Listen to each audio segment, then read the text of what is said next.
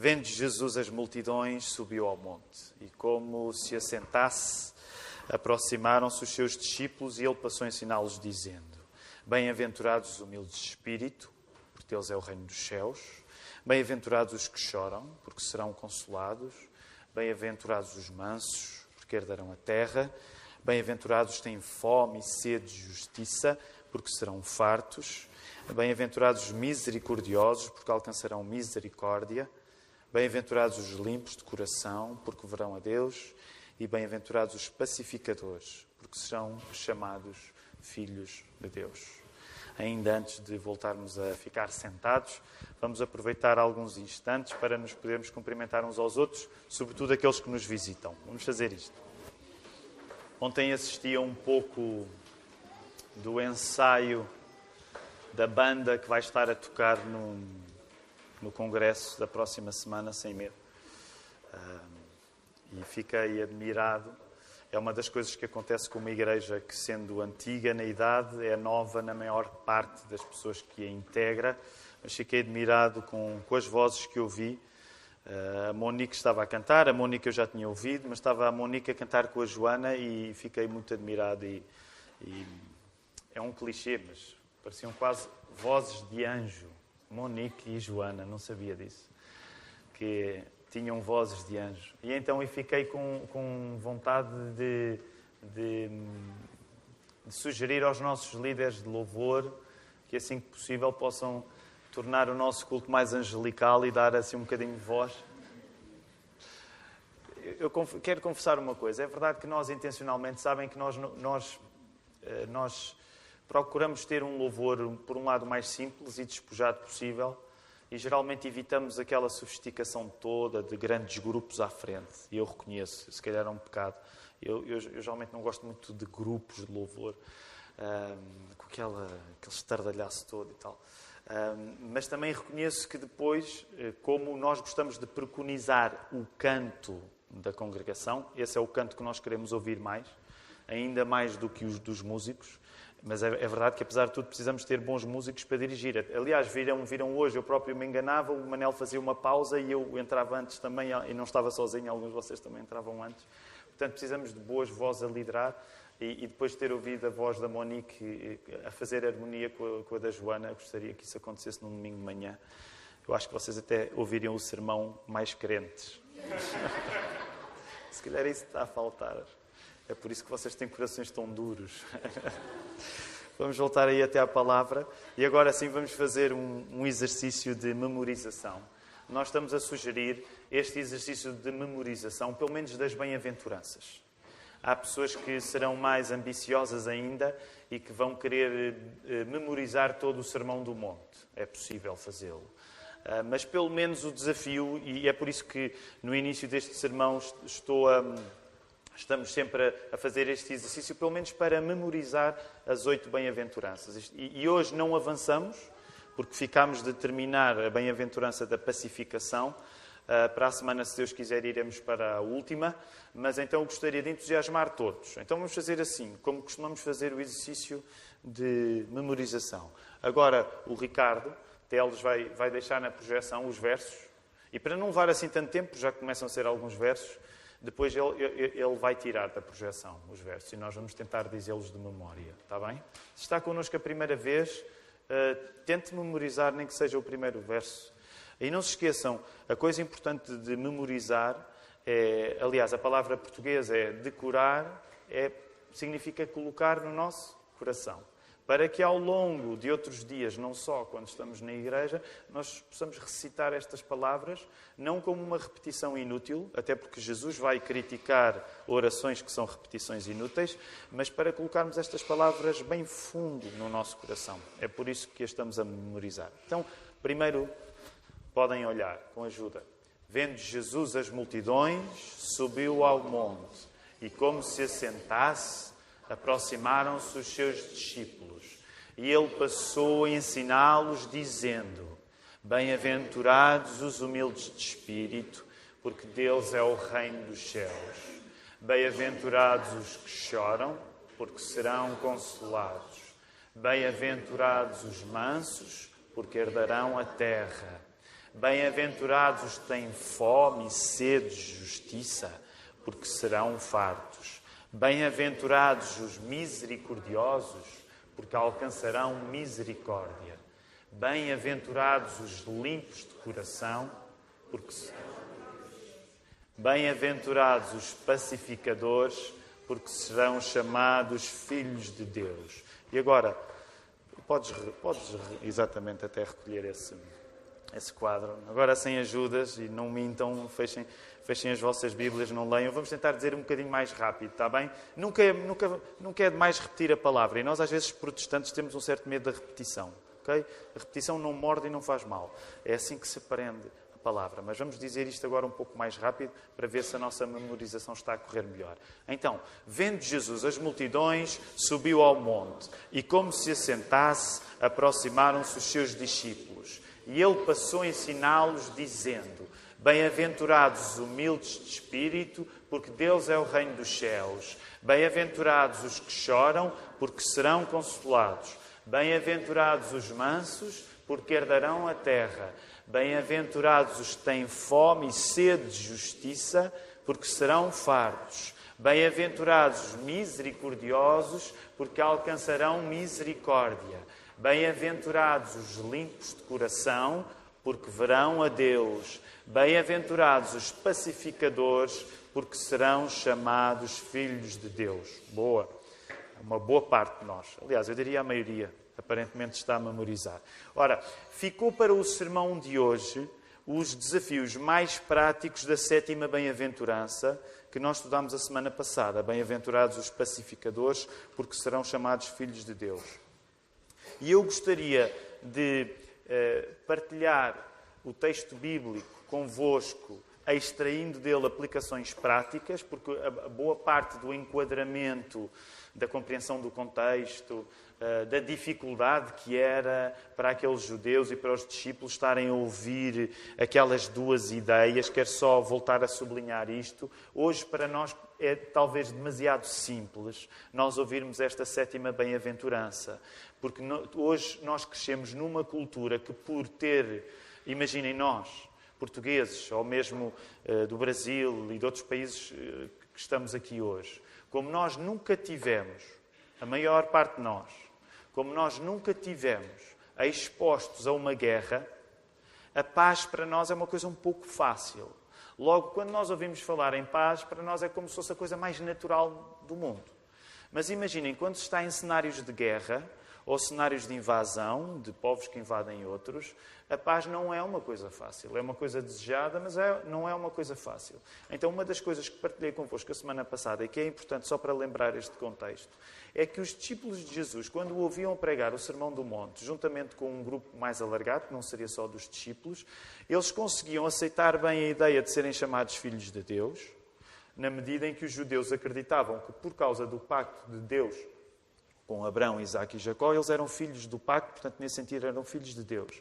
E acreditavam até que pessoas que não eram judias podiam fazer parte do pacto, tornando-se judias, ou sendo pessoas que fossem moralmente boas, portanto, fossem pessoas com uma ética forte. Portanto, essa ideia de ser chamado filho de Deus era uma coisa que a maior parte dos ouvintes do Sermão do Monte conseguia aceitar com naturalidade. O que não seria tão natural era associar ser filho de Deus aos pacificadores. Sobretudo num contexto em que, naturalmente, os judeus não desejaram que estivessem lá os romanos a mandar neles. Portanto, se existe uma coisa que está a acontecer na vida de Jesus, que é a fama de Jesus está a espalhar-se. Jesus prega, Jesus faz milagres. Ele tem, de facto, uma carreira pública que está a ganhar cada vez mais impacto. Ora, podemos dizer, de uma maneira livre, que este Sermão do Monte é como se fosse um grande comício de Jesus, onde Jesus está a dar conta do seu programa eleitoral. Não é? É uma ilustração. Obviamente, Jesus não tinha um programa eleitoral, mas vocês percebem a ideia. Então, neste programa eleitoral que Jesus está a partilhar, ele começa por elogiar algumas pessoas, e vejam bem, ele vai elogiar as pessoas que fazem paz. E isto seria um anticlímax. Porque, naturalmente, para um judeu que vivia debaixo do poder romano, o que ele mais desejava é que se houvesse um novo líder que pudesse, vejam bem, até encaixar naquele espaço que no coração dos judeus já havia deixado para o futuro Messias. Se Jesus fosse este futuro Messias, uma das coisas mínimas que estes judeus queriam é que este Jesus livrasse o povo de um poder que eles não escolheram. Foi um poder que lhes foi imposto, que ele os livrasse de César. Portanto, se Jesus está a elogiar filhos de Deus, isso ainda vai lá, isso ainda dá para aceitar. Mas ajudar a elogiar filhos de Deus, ao mesmo tempo que se elogiam aqueles que fazem paz, isso era muito difícil de engolir. Portanto, lembrem-se que esta é uma dificuldade fundamental para quem está a ouvir. Agora, tu, que gostas de pensar em ti como uma criatura de paz, o que eu te diria é, não te apresses assim tanto, quando ouves estas palavras de Jesus, a sentar-te no lugar dos bons. E para aqueles que fazem parte desta igreja sabem, quando nós lemos a palavra de Deus, o lugar onde nós temos de nos sentar não é o lugar dos bons. Assim também eu, não é? Quando nós lemos a palavra de Deus, o lugar onde nós temos de sentar é o lugar dos maus. Sabem porquê? Porque até o próprio Jesus, quando se dava a conhecer, ele preferia sentar-se junto aos maus e correr o risco de ser mal interpretado, do que colocar-se numa posição onde toda a gente gostava dele. Lembram-se, por exemplo, quando ele comia com pecadores? O que é que acontecia? As pessoas viam de fora e diziam, este tipo não é boa res. Ele senta-se com pessoas más. Portanto, o que eu quero dizer é, pega nesta atitude de Jesus e torna esta atitude de Jesus uma atitude para a tua leitura da Bíblia. Pega nesta atitude da vida de Jesus e torna esta atitude uma atitude para ti que és leitor da Bíblia. Portanto, quando lês a Bíblia, o que tu deves fazer quando lês a Bíblia não é qual vai ser o lugar confortável onde eu me vou sentar para que todas as críticas de Jesus, quando vierem, atinjam os outros. Não, é o contrário. O Espírito Santo tem mais ambição para a tua vida se tu nesta manhã te sentares no lugar desconfortável, no lugar onde o Espírito pode contender contigo. Mas a luta, como temos falado vez após vez, não é uma coisa má na Bíblia. Deus luta connosco porque Deus nos vence. E Deus vence o nosso pecado. E quando Deus vence o nosso pecado, Ele traz uma vida nova para nós. Acreditam nisto? Ele traz uma vida nova para nós. Por isso, esta manhã, quero aplicar isto em 5 pontos. Como é que se vive como pacificador? No fundo, o que é que Jesus quer dizer quando Ele diz bem-aventurados os pacificadores, porque eles serão chamados filhos de Deus? Primeiro ponto.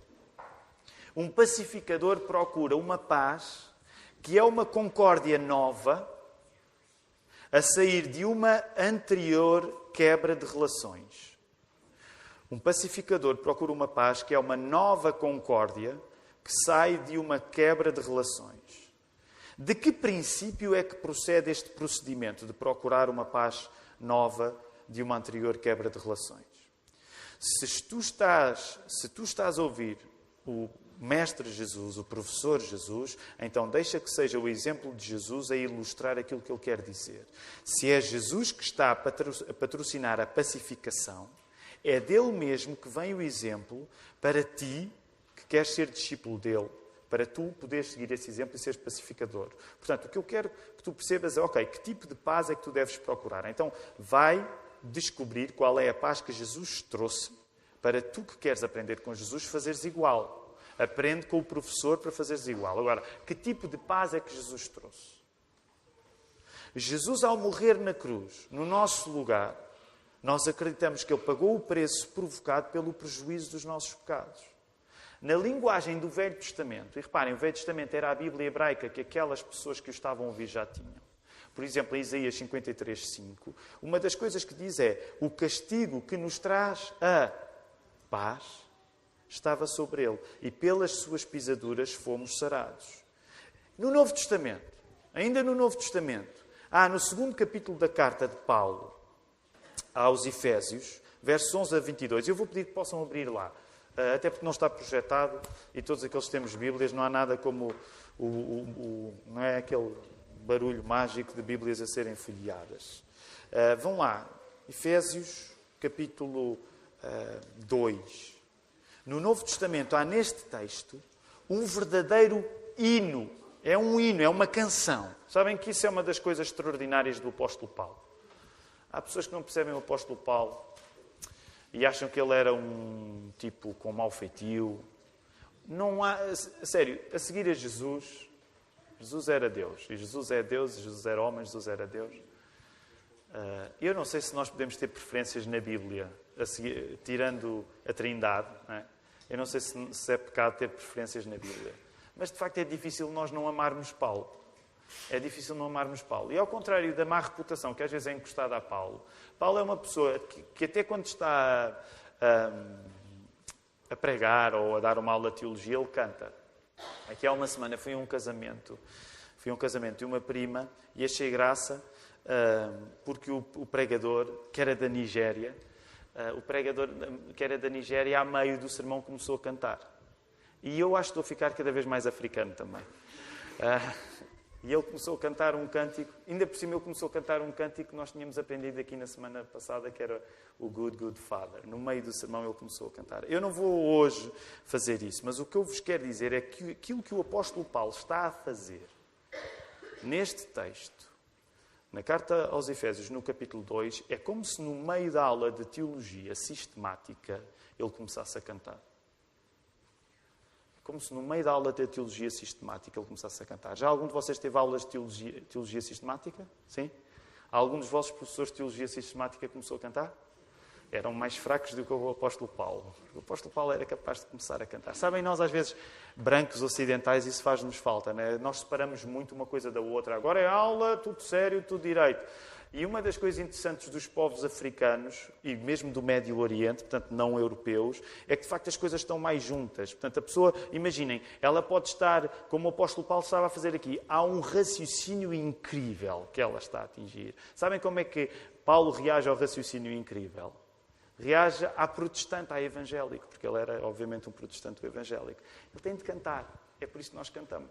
Porque quando alguma coisa faz sentido no nosso cérebro, o nosso coração mete a nossa boca. Então, reparem agora o texto. Porque o texto que eu vou ler aí, do verso 11 até ao 22, abram nas vossas Bíblias, em Efésios 2, 11 a 22. E isto parece que não, porque às vezes nós estamos habituados a ler a Bíblia, mas não percebemos que isto é uma canção. Isto é um cântico. É um cântico, usando a linguagem teológica, é um hino cristológico.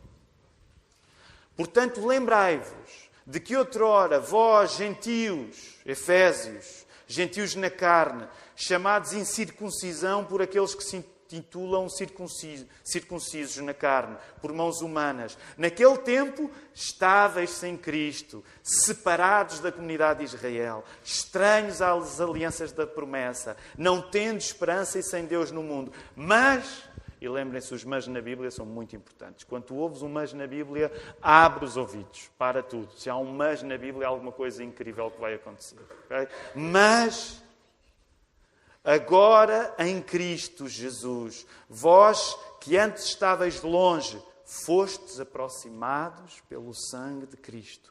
Porque Ele, reparem o que é que ele vai dizer aqui, Ele, quem é este Ele? É o apóstolo Paulo?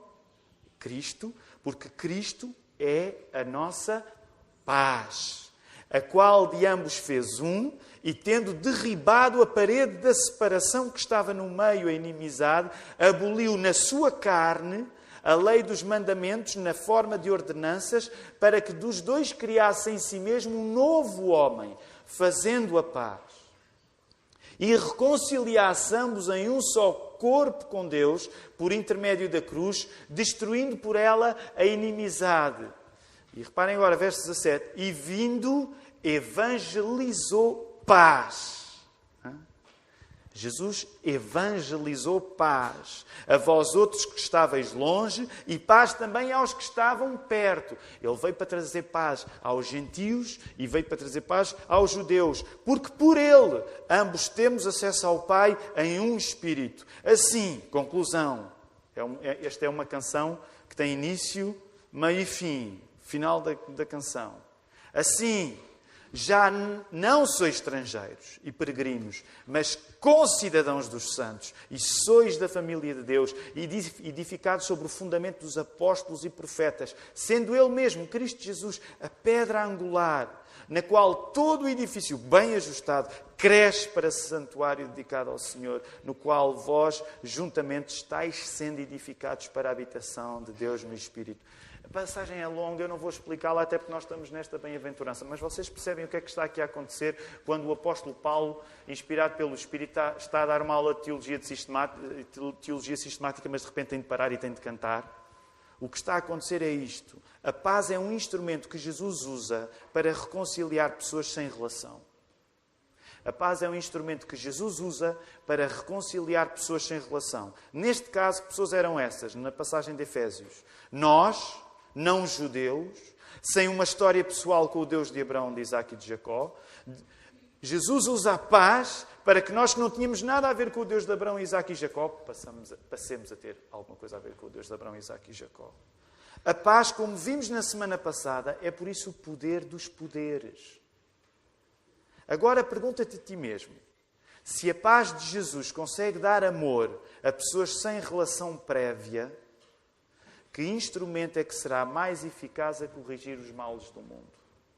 Se a paz é a maneira que Jesus usa para dar amor a pessoas que estavam desavindas, o que é que pode ser mais poderoso que a paz de Jesus? Pergunta-te a ti mesmo. Topem a ironia. A paz de Jesus é a maior arma que nós temos. Acreditam nisto? A paz de Jesus é a maior arma que nós temos. A paz que agora pode haver entre nós e Deus através de Jesus Cristo é o princípio que leva um cristão a ser pacificador. Logo, um pacificador não luta pela sua paz pessoal apenas, mas por uma paz que envolve outros além de si mesmo. Há alguém que quer apenas, e deixe-me usar a expressão, não sei, em Portugal ela é muito usada, não sei se no Brasil também é muito usada, mas há alguém que quer apenas paz e sossego. No Brasil diz eu só quero paz e sossego, sim? Então, alguém que quer apenas só paz e sossego não é um pacificador como Jesus sonhou. Porquê?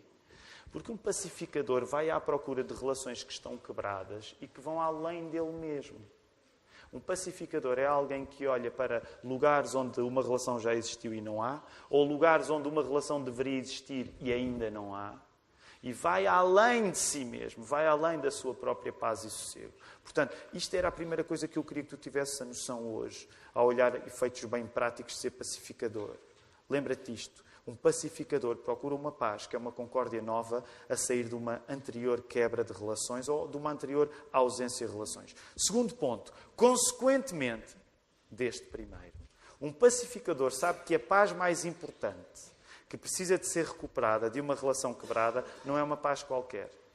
A paz mais importante procurada pelo pacificador é a paz entre os homens e Deus. A paz mais importante que um pacificador, segundo o elogio de Jesus, a paz mais importante que ele procura é a paz entre os homens e Deus. Essa é a paz que vai à origem do problema. E a origem do problema começa sempre dentro do nosso coração. A origem do problema é sempre o nosso pecado.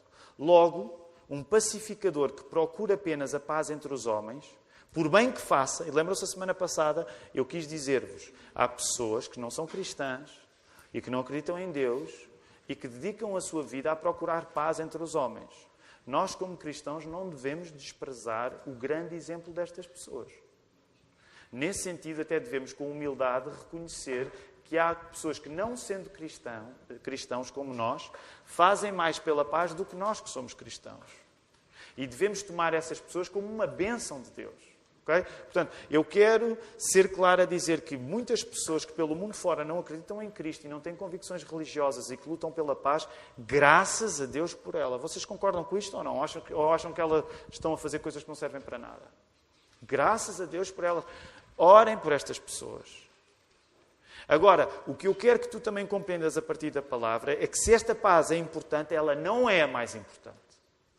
A paz entre os homens não é a mais importante. Porquê? Porque a paz entre os homens não é a raiz do problema. A falta de paz entre os homens não é a raiz do problema. A falta de paz entre nós e Deus é que é a raiz do problema. Quando é que Caim matou Abel? Foi antes ou depois da paz interior já se ter quebrado? Ou foi preciso Caim matar Abel para que a paz interior se quebrasse? Quando é que foi o primeiro pecado que aconteceu? Foi o drástico de Caim ter matado Abel? Não. Foi o de Adão e Eva não terem tido fé na promessa de Deus. Percebem?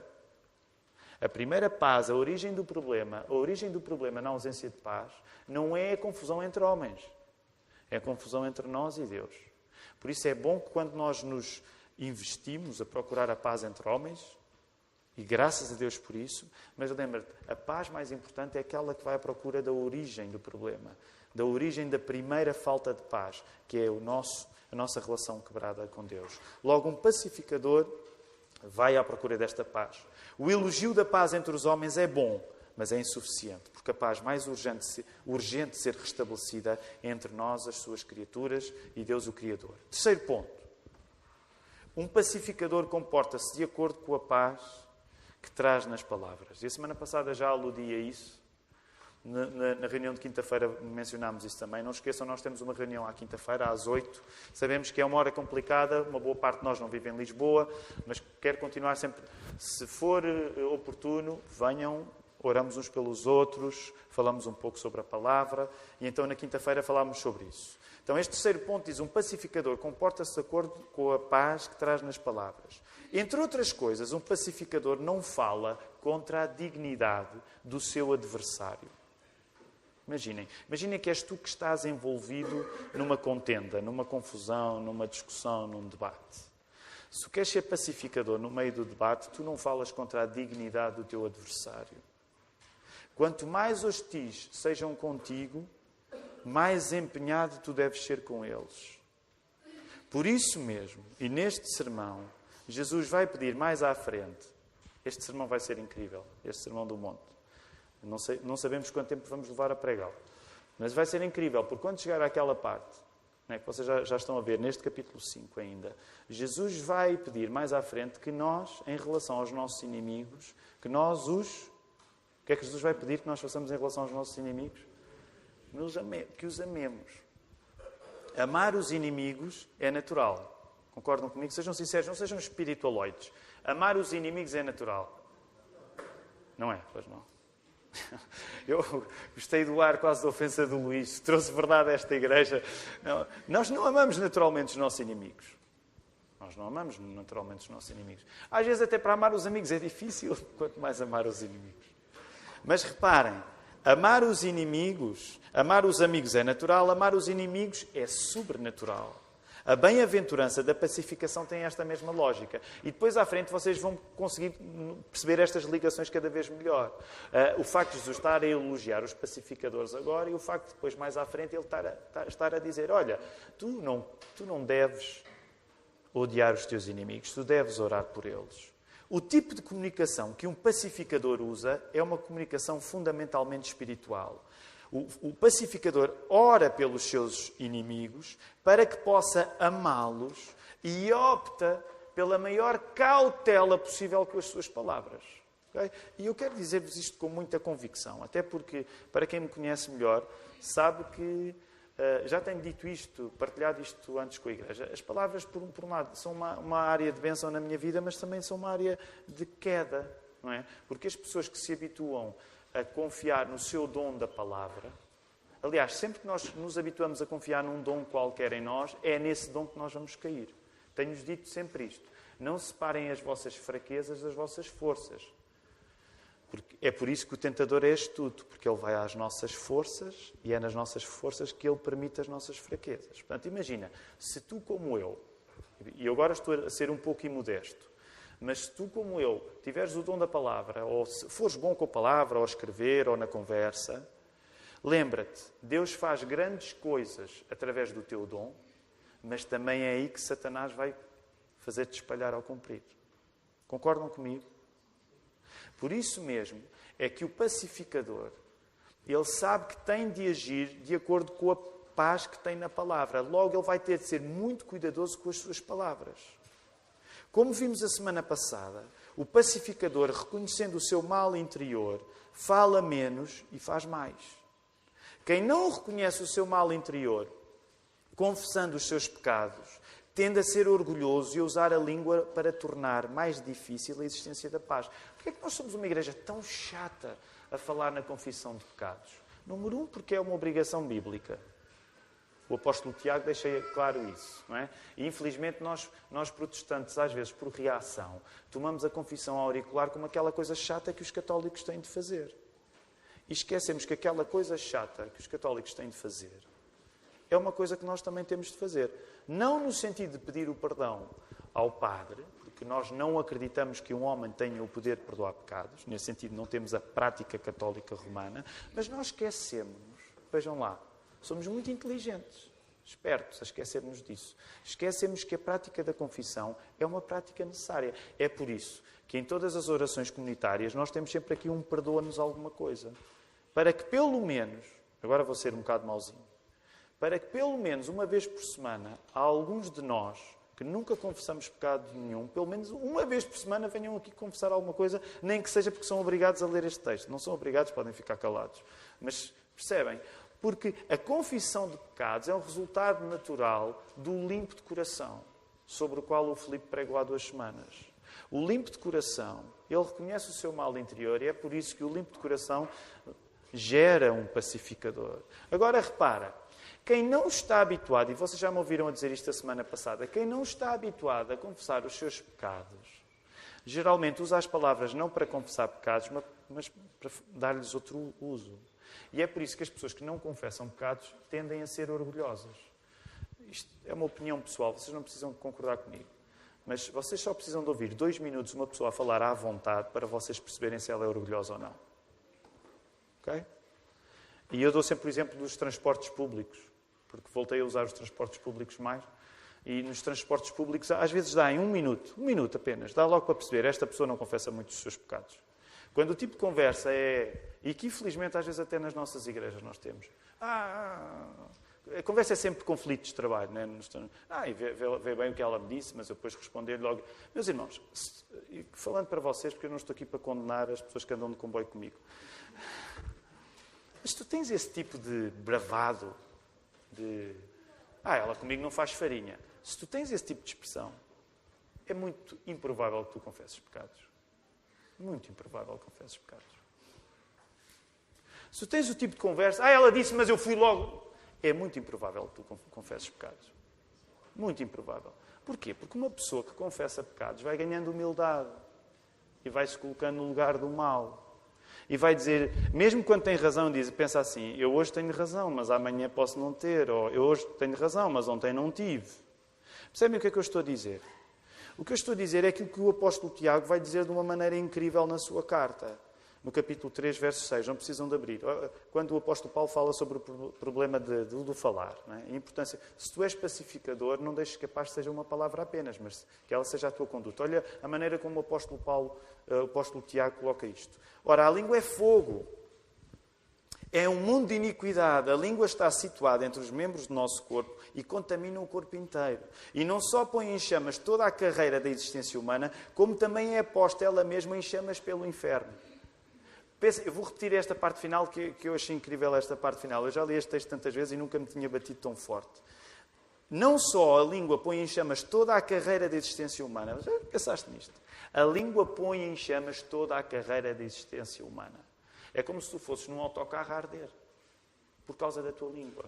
E agora imagina lá. Esse autocarro vai para onde? Pensa na música dos AC/DC, na autoestrada. Onde é que vai? Vai para aí mesmo. Eu sei que os AC/DC provavelmente não estavam a pensar numa pregação quando fizeram a canção, mas percebes? O que o apóstolo Tiago está a dizer é que a língua está situada entre os membros do nosso corpo e contamina o corpo inteiro e não só põe em chamas toda a carreira de existência humana, como também é posta ela mesma em chamas pelo inferno. Já pensaste neste paradoxo? De a nossa fé cristã acreditar que tudo o que existe foi criado pela palavra de Deus, que se fez homem em Jesus, e ao mesmo tempo nos avisar do uso terrível que pode ser feito com a bênção da palavra. Tu, quando és cristão, tu percebes o paradoxo, tu vives o paradoxo, que é a palavra é a coisa mais importante. É por isso que eu sou protestante, é por isso que eu sou reformado, é por isso que eu sou evangélico, porque não é o homem que diz o que a palavra é, mas é a palavra que diz o que o homem deve ser. Acreditam nisto? Não é o homem que diz, Igreja Católica Romana, com todo o respeito, nós vamos dar-vos a interpretação. Não é o homem que diz o que a palavra é a palavra que diz o que o homem deve ser. Já viram, maior valorização destas da palavra não existe. Mas ao mesmo tempo, reparem, ao mesmo tempo, a própria Bíblia vai avisar, tu tem cuidado com a palavra. Porque a palavra é a maior bênção, mas a palavra pode ser a maior maldição. É a palavra feita carne, chamada Jesus, que te põe no paraíso, mas é a palavra abandonada ao teu próprio critério que te põe no inferno. E eu sei que esta é uma maneira muito radical de colocar as coisas. É a palavra feita carne que te põe no paraíso, mas a palavra, se tu usares mal a palavra, acredita, a tua língua mal usada pode ser a segurança de que é o inferno o lugar onde tu vais passar a eternidade. E que radicalidade! É a radicalidade da Bíblia. Por isso é que não faz sentido um cristão que usa mal a sua língua. E permitam, eu estou aqui para ajudar, para encorajar. Um cristão que usa mal a sua língua, que não pensa antes de falar, é um cristão carnal. Ele até pode ser salvo, mas ele é um cristão carnal.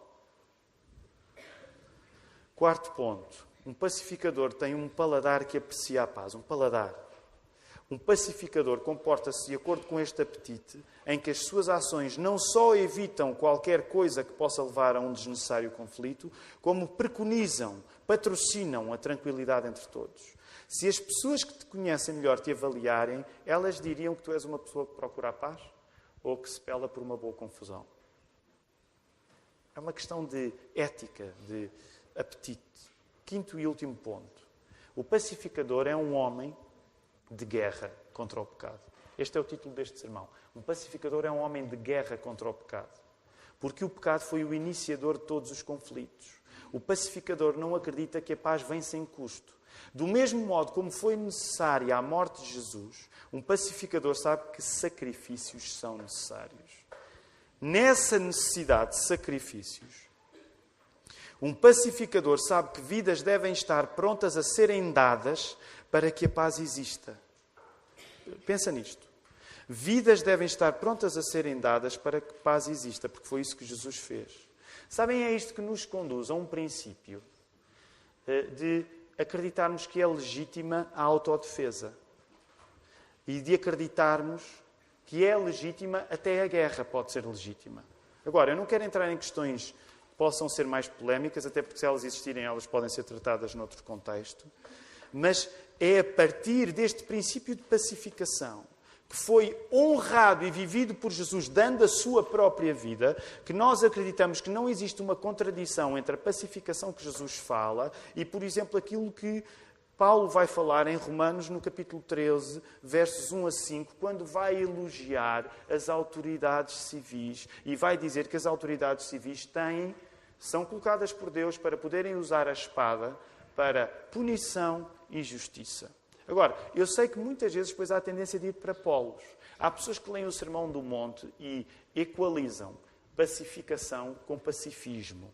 Eu, de facto, acho que essa não é a interpretação correta. Porquê? Porque quando nós lemos a Bíblia no seu todo, nós vemos que o cristão concebe a polícia, o Estado, prisões, julgamentos, juízos, tribunais, como uma parte da graça comum de Deus para que o mal não ande à solta. Por isso mesmo, quando nós olhamos para o exemplo de Jesus, nós vimos que aquele pacificador, o que é que ele fez? Sabem que eu quero ser correto com o uso desta comparação, mas o Jesus que vai à cruz dar a sua vida, de certa maneira, ele é um homem de guerra também, porque ele deu a sua vida para defender os outros. E é isso que um bom soldado na guerra deve fazer. Por isso mesmo, a ênfase que eu gostaria de colocar é que o pacificador é um homem de guerra contra o pecado. É um homem de guerra contra o pecado. Ao longo do Sermão do Monte, veremos este assunto regressar de outros modos, que vão esclarecer progressivamente que ser pacificador não é fugir dos conflitos necessários. E quando chegar àquela parte, nós vamos falar outra vez sobre isto. Quando chegar àquela parte do dão-te numa face e tu ofereces a outra. Não é? Pedem-te uma t-shirt e tu dás o casaco. Qualquer pessoa que peça dinheiro, tu dás. Vamos lá, vamos perceber como é que isto funciona na prática. Agora, é fundamental quando falamos em pacificação, nós entendamos o pacificador, ele luta contra o problema inicial, que é o pecado. A cruz foi o conflito dos conflitos e Jesus deu-se a esse conflito. Um pacificador não foge dos conflitos. Não fiquem com a ideia errada hoje deste sermão. Eu não estou a dizer que ser pacificador é fica quieto no teu canto, não arranjes confusão. Não. O pacificador, muitas vezes, ele sabe que há conflitos que não só ele pode evitar, como ele tem de estar na linha da frente para ser o primeiro a morrer. Para ser o primeiro a morrer. Porque Jesus foi para a linha da frente para ser o primeiro a morrer por tua causa. Logo, ser pacificador não é ser cobarde. Ser pacificador não é ser cobarde. E permitam-me a minha crítica, não tem de concordar comigo. Há muita gente a pegar nestas palavras de Jesus a fazer da pacificação um princípio de cobardia. Se Jesus fosse cobarde, nós não tínhamos este símbolo da cruz aqui. Portanto, a pacificação não é tu fugires do conflito. Não é tu queres a tua paz e sossego.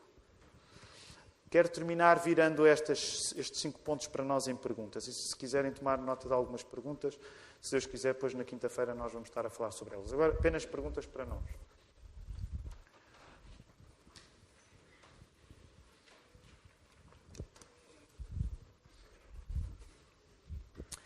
Quando pensas em paz, tu pensas em paz sobretudo como algo que te beneficia a ti? E agora não respondas em voz alta, é para tu pensar. Ser sincero, quando tu pensas em paz e sossego, não é? És como eu e pensas em paz e sossego. Paz e sossego. Feriado, paz e sossego. Nada contra, não é necessariamente pecaminoso. Tá? Eu quero é paz e sossego. Por exemplo, pais, sejam verdadeiros, pais de crianças pequenas. 21h, o que é que vocês querem? Quando vocês fazem aquilo que os cavacos fazem, que é quando vocês estão a acorrentar os vossos filhos à cama, não é? Nós temos um sistema de correntes que até funciona muito bem, não magoa muito no pescoço. Já vou ouvir a Maria, por esta a Maria já me vai dar na cabeça.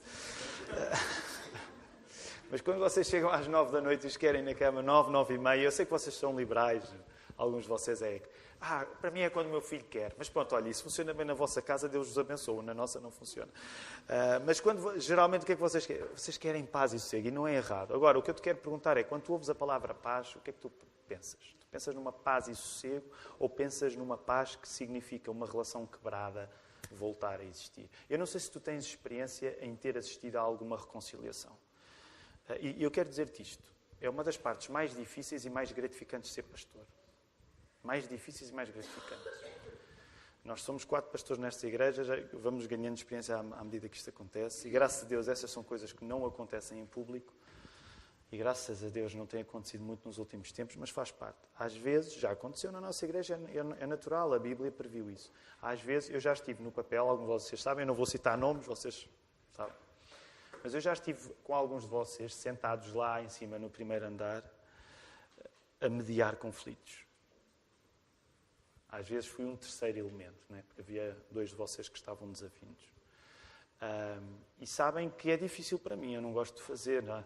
Ficamos constrangidos, pessoas adultas a discutir umas com as outras. Mas deixem-me dizer-vos uma coisa. Sabem porque é que é tão importante isso acontecer? Porque nós não estamos a fingir que a vida na igreja é uma Disneylândia. As pessoas zangam-se, choram. Eu já estive à vossa frente a chorar convosco quando vocês se zangaram uns com os outros. Mas uma coisa eu sei. Quando nasce uma paz, quando a paz é reconstruída, é um milagre de Jesus. Vocês acreditam nisto? É um milagre de Jesus. Eu já vivi alguns milagres de Jesus convosco. Porque uns de vocês já se zangaram uns com os outros e hoje, se for preciso, vocês são capazes de se abraçar outra vez. Não quer dizer que não ficam marcas, que não ficam cicatrizes, mas a paz de Jesus vai onde nós sozinhos não conseguimos. Esse é um privilégio. É difícil para mim, quando tenho de ter esse tipo de conversas com alguém, eu ou outro dos pastores. Mas é paz de Jesus. Portanto, o milagre de partidos desavindos poderem estar em paz, é isso o tipo de pacificação que tu deves procurar. Segunda pergunta. Qual é a tua prática de procurares a paz com Deus em primeiro lugar? Tens procurado a paz com Deus? Eu reconheço que o mais fácil para nós é nós pensarmos nos nossos conflitos com pessoas e pensarmos assim, tenho de resolver isto com o Chico, tenho de resolver isto com a Judite. Eu penso sempre em Judite, não sei porquê, porque não há nenhuma Judite, mas tenho de resolver isto com alguém. Mas lembra-te, Não te deites esta noite sem pensar se há algum conflito que tu tens com Deus que precisas de resolver, porque esse é o mais importante. E aplicares isso aos teus amigos. Eu sei que agora é parte socialmente complicada, mas pensa, por exemplo, como é que tu vais falar de paz às pessoas que não estão em paz com Deus? Sabes que não é fácil, mas tu deves aproveitar as oportunidades que tens para dizeres às pessoas que elas devem ter paz com Deus, que elas têm de acertar as suas contas com Deus. Eu sei que hoje em dia isto não é nada popular dizer, mas quando nós amamos a alguém, nós devemos ter a coragem e amor de dizer assim: tu já acertaste contas com Deus? Ou estás à espera que seja tarde demais? Hoje em dia, ai que horror, isso era antigamente que se pregava assim, agora já não, isso é uma maneira muito... Se a paz com Deus é a coisa mais importante de todas, é a paz mais importante de todas, por favor, usa com as pessoas que tu mais amas e que não estão em paz com Deus. Terceira pergunta, és uma pessoa que constrói a paz com palavras ou, pelo contrário, falas demais? Eu sou um ultra falador em recuperação. Falas antes de pensar? Chegas ao ponto de caluniar as pessoas? Eu agora vou entrar numa fase que é bem complicada, uma tentação para muitos de nós. Tens prazer em falar na vida dos outros? Vocês já repararam que há alguns momentos cruciais na vida da igreja, quando coisas sérias acontecem, uma das coisas que os pastores vos pedem é a única maneira de comunicar sobre este assunto é oração. E alguém pode dizer, que igreja, que exagero, a pessoa já nem pode falar. Pois não, é óbvio que, num certo sentido, os pastores às vezes querem dizer, não falem mesmo, porque se vocês forem falar, vocês vão arranjar maneiras de se afastar de Deus. Há alturas onde a única comunicação que tu podes ter é calares a tua boca e orares. E aí sim, ora tudo o que quiseres. Tudo. Leva horas. Tudo aquilo que não estás a falar com os outros, fala com Deus. Mas cala e ora. Porque imagina, e eu sei isto por experiência própria, por muitos erros cometidos. As nossas palavras mal orientadas causam um dano tão grande que vai além da nossa compreensão. E às vezes além do nosso conhecimento. Portanto, quando há coisas, e eu sei que estou a tocar num tecido sensível, que é tecido sensível da minha vida também, não ganhes tanto prazer em falar da vida dos outros. E vamos confessar isto enquanto igreja. Porquê é que temos tanto prazer a falar na vida dos outros? É de facto uma coisa terrível e que Satanás sabe usar. Nós temos prazer. Sabes da última? Por isso, já vos contei isto. Eu e a Ruth, que somos tão ou mais pecadores do que vocês, a tentação de sair da igreja a falar sobre as coisas que não correram bem é tão grande que nós tivemos de nos impor uma proibição que às vezes pecamos. Mas saímos e não falamos do que aconteceu na igreja. Porque a tentação de falar e de, em vez de absorvermos a bênção de termos estado aqui, começámos a ficar tristes porque aquele não estava, aquele não apareceu, aquele disse aquilo, olha lá aquilo, viste aquilo que aconteceu. Imagina uma igreja com mais de 100 pessoas, há tanto material para nós falarmos na vossa vida. Vocês têm tanta vida vivida. Já pensaram que eu e a Ruth temos um assunto até toda a eternidade? Graças a Deus que na eternidade não vamos falar da vida de uns dos outros. Mas percebem o que eu estou a dizer? Ainda neste exercício, eu sei que o sermão está a esticar-se um bocadinho, eu vou terminar com a oração. Músicos, guardem a música para a semana, essa que tinham escolhido. Mas quero dizer uma coisa que depois também vou mais à frente expandir. Este é um exercício que ainda na semana passada, no aconselhamento familiar, eu recomendava e quero voltar a recomendar. Tu oras pelos teus inimigos. Jesus mandou-te orar pelos teus inimigos. Eu, de há 1 ano, 2 anos para cá, há 5 inimigos por quem eu oro quase todos os dias. Sério. Que eu oro quase todos os dias para amá-los. Porque foi o que Jesus mandou fazer. Agora, eu já noutras alturas partilhei isso. E deixem-me ser um bocadinho ruim ao dizer-vos isso. Se tu és um pelintra que não tem inimigos, és o pior de todos. Sério. Quando as pessoas me veem, eu não tenho inimigos. Epá, a sério. Olha, dá-me logo vontade de ser inimigo dessa pessoa. Porque, a sério, Jesus nunca te disse que tu ias ser tão bom que não tinhas inimigos. Jesus chamou-te a muito melhor do que isso. Jesus diz, pega nos teus inimigos, ora e ama-os. Portanto, acredita, um cristão tem inimigos. Porque se Jesus disse que tinha, não és tu, com a tua nova teologia, sabes do que é que vais dizer? Eu não tenho inimigos, eu amo o mundo inteiro. Ok? Esquece. Não és o Kanye West e não é... Esquece, ok? Portanto, coleciona, e eu estou a falar-te isto seriamente. É meio ridículo, mas é verdade. Como é que tu com tantos anos de cristianismo, não oras pelos teus inimigos. Tu tens de orar pelos teus inimigos. Senhor, eu desprezo esta pessoa. Eu, quando penso nesta pessoa, às vezes até tenho problemas digestivos. Mas o teu filho disse que eu preciso de amar esta pessoa. Tu tens de ter uma lista de inimigos por quem oras. E não é, como não tenho inimigos, não é sai hoje e arranja inimigos hoje. Mas percebes? Ser sincero, porque os adversários estão lá para que tu possas orar por eles. Tens apetite pela paz ou não resistes a uma boa confusão? Eu reconheço, este é um dos meus pontos fracos. Eu às vezes uma boa confusão, um estrilho, não é? Como se dizia nos anos 90. Por fim, estás preparado para dar a vida pela paz?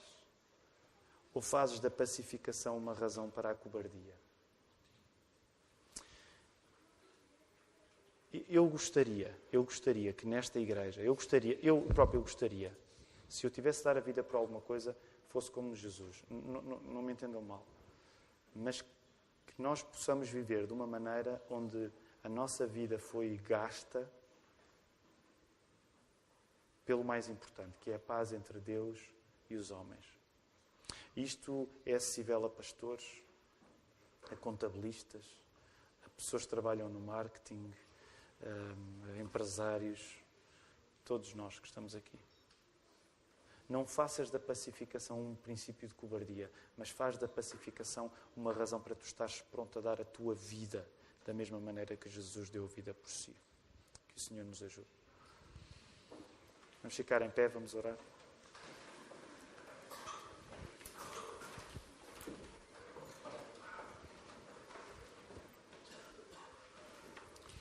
Aqueles que estão no curso de preparação para novos membros e batismo, eles vão acontecer, quer os mais velhos, quer os mais jovens. Por favor, vamos usar as salas lá atrás. Portanto, os mais velhos, os adultos vão seguir o Filipe e os mais jovens vão seguir-me a mim. E então vamos deixar, quando o órgão terminar o pós-lúdio, vamos deixar o salão, então para as mulheres poderem encontrar e tratar todos os detalhes para o congresso. Vamos orar e vamos terminar o nosso culto esta manhã.